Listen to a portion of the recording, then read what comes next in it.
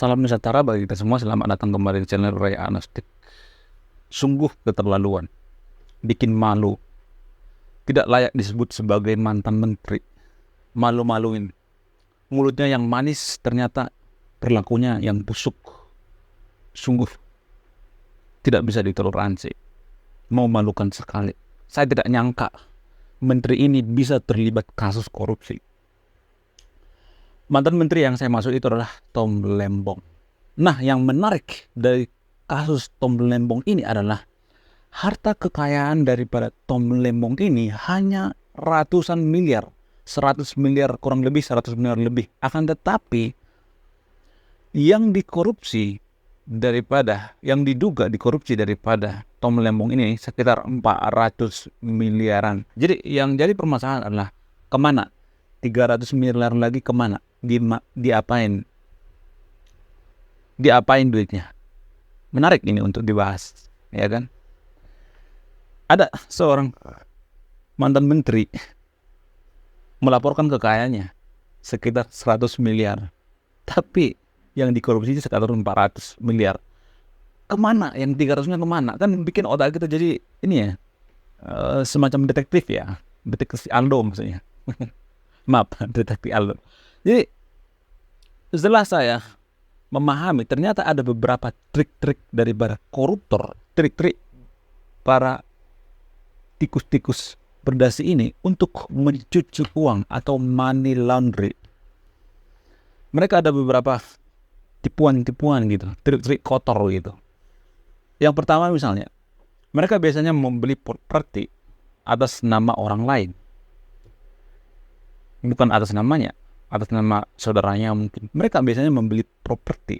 Itu trik yang pertama. Biasanya itu trik yang paling sering dilakukan oleh para koruptor. Tapi bukan berarti saya mengatakan bahwa Tom Lembong ini membeli properti untuk menyembunyikan harta kekayaannya. Bukan ya. Itu trik pertama. Masih banyak triknya. Ada yang lebih brutal lagi gitu. Ada yang lebih jenius lagi. Apa itu? Menggunakan asuransi. Lah, kok asuransi? Iya, karena asuransi itu tidak kedetek dengan OJK, tidak kedetek dengan Bapeti dan lain sebagainya.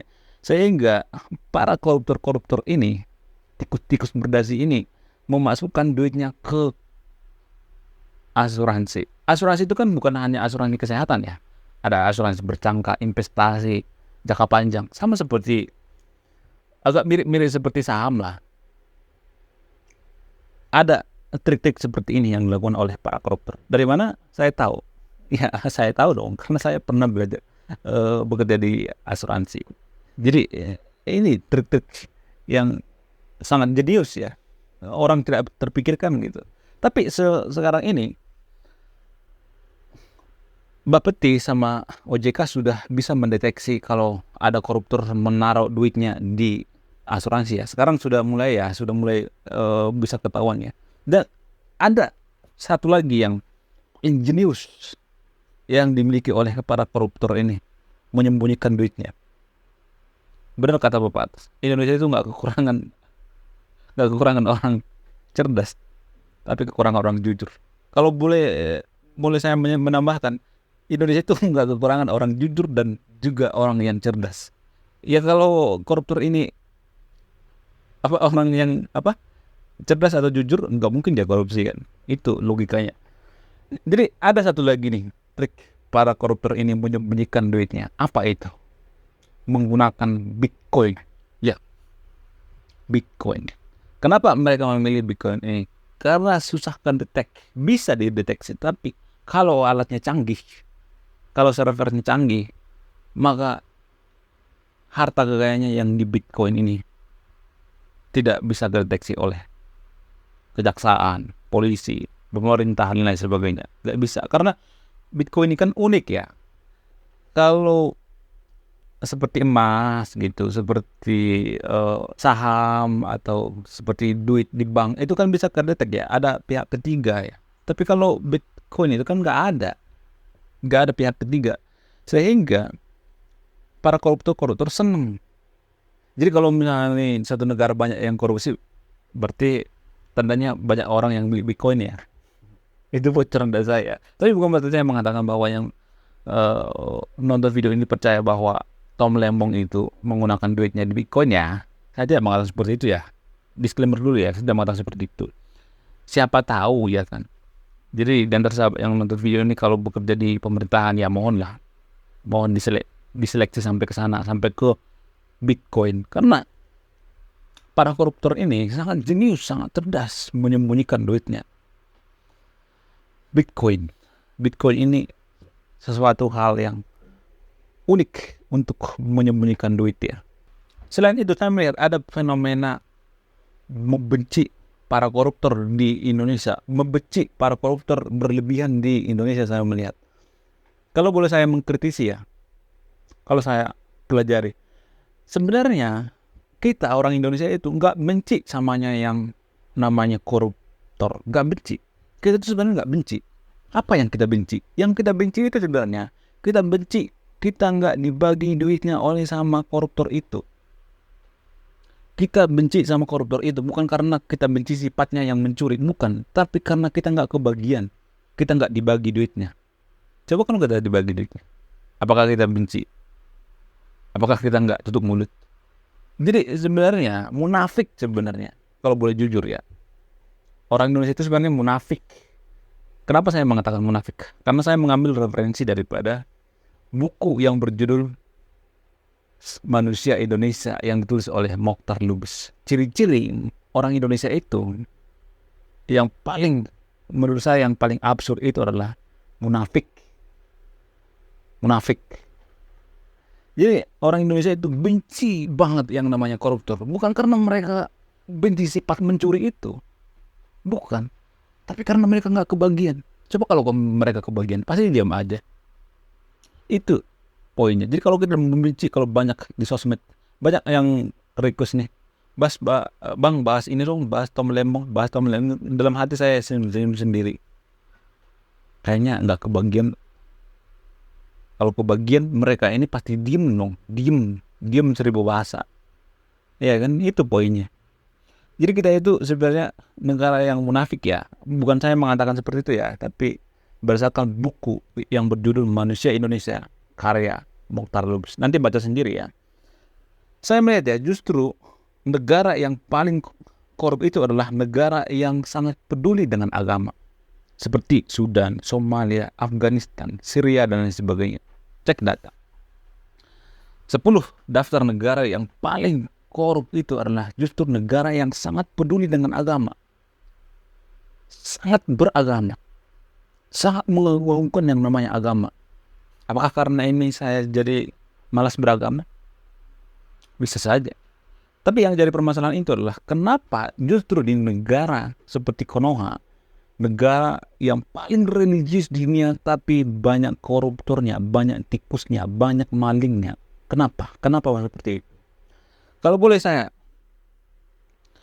mengkritisi ya, atau memberikan pandangannya, justru agama itu kita jadikan itu sebagai topeng gitu, sebagai pajangan. Jadi kita itu sebenarnya tidak benar-benar yang namanya beragama, bukan. Kita itu sebenarnya mencintai yang namanya simbol-simbol. Kita tidak beragama sebenarnya. Kalau ada orang yang beragama, benar-benar beragama, sangat religius misalnya, tidak mungkin dia mencuri. Apa nggak takut dia sama Tuhan? Mencuri itu kan perbuatan dosa ya. Jadi kalau misalnya kita korupsi pada duit negara misalnya, atau duit masyarakat, dosa kita itu kan banyak banget ya. Ada banyak masyarakat di Indonesia, di Konoha, 200 juta. Kita harus minta maaf ke 200 juta orang. Tapi selama ini kan kita nggak berkepikiran ke situ kan. Ya korupsi aja lah. Kita kan berpikir seperti itu ya. Jadi justru negara yang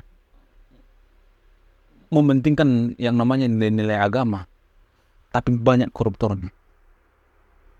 Munafik, sok suci kan. Tapi negara-negara yang tidak peduli dengan agama seperti Norwegia, Finlandia, Swiss, Jepang, dan lain sebagainya, justru negara ini tidak banyak korupsinya. Justru mereka adalah negara yang paling jujur di dunia. Aneh kan? Aneh bin ajaib. Kenapa bisa seperti itu? Karena mereka punya SDM yang tinggi. mereka belajar filsafat. Ada istilah filsafat etik, filsafat etik. Jadi ini yang bikin mereka itu tidak terlalu banyak korupsi. Mereka berpikir, atau mereka juga banyak yang percaya yang namanya karma ya, hukum alam. Kalau misalnya mereka korupsi, mereka itu berpikir akan mendapatkan imbalannya di dunia, bukan di akhirat. Kan kalau warga Konoha kan berpikir, ya semoga dia dapat pengadilan di akhirat. Kelamaan kalau di akhirat. Kalau karma kan cepat ya, instan ya. Kalau di dunia ini dihukum instan ya. Makanya harus ditegakkan dong hukum kita. Jangan cuma mengandalkan hukum akhirat. Oh, nanti kamu diadili di akhirat. Gimana kalau akhirat itu nggak ada? Ya kan? Gimana kalau surga itu nggak ada? Enak banget dong dia mencuri duit masyarakat, tapi dia tidak dikasih hukuman yang timpul. Menurut saya Tom Lembong ini paling lama 10 tahun lah, nggak nyampe kali. Paling 5 tahun. Jadi Tom Lembong ini juga menurut saya itu, dugaan saya, dia sudah memikirkan ini matang-matang. Kalau saya diproses atau dikorupsi juga, paling banter saya 5 tahun lah. Terus sogok sana sogok sini. Dugaan saya 3 tahun gitu, sama remisi dan sebagainya. Jadi masih ada sisanya duit sekitar 200 miliaran lah gitu. Ada masih bisa lah untuk ini hari tua, untuk investasi dan sebagainya. Jadi hitung-hitungan koruptor itu seperti itu sebenarnya. Dan bisa aja para koruptor ini nggak percaya yang namanya neraka dan sorga, sehingga mereka berpikir nggak ada itu neraka dan sorga itu, nggak ada itu. Ada yang berpikiran seperti itu koruptornya, nggak ada itu, nggak ada neraka sorga dari mana, dari Hong Kong. Makanya mereka korupsi. Jadi pada intinya kenapa justru negara ini, saya juga melakukan riset kecil-kecilan. Justru negara yang peduli dengan agama itu lebih banyak korupsinya, lebih banyak malingnya gitu. Munafik kan?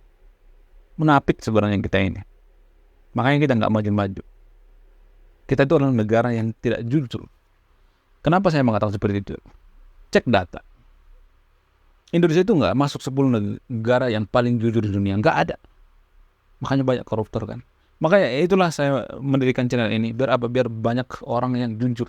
Saya mendirikan channel ini tujuan saya untuk menyebarkan virus kejujuran. Saya berorientasi pada kejujuran. Karena kalau kita tidak jujur itu sama seperti ini. Banyak koruptornya, banyak malingnya, kapan majunya tidak coba. Jadi disclaimer dulu ya, saya tidak benci agama ya. Agnostik itu nggak benci agama. Tapi agnostik berpikir bahwa agama itu adalah ciptaan manusia, bukan ciptaan Tuhan. Di video sebelumnya saya sudah jelaskan itu ya, bahwa agama itu adalah ciptaan manusia, bukan ciptaan Tuhan. Oke, sekian video ini. Terima kasih sudah menyimak. Saya Ray Konoha, saya dan Naruto akan pamit dan undur diri dulu. Salam nasional.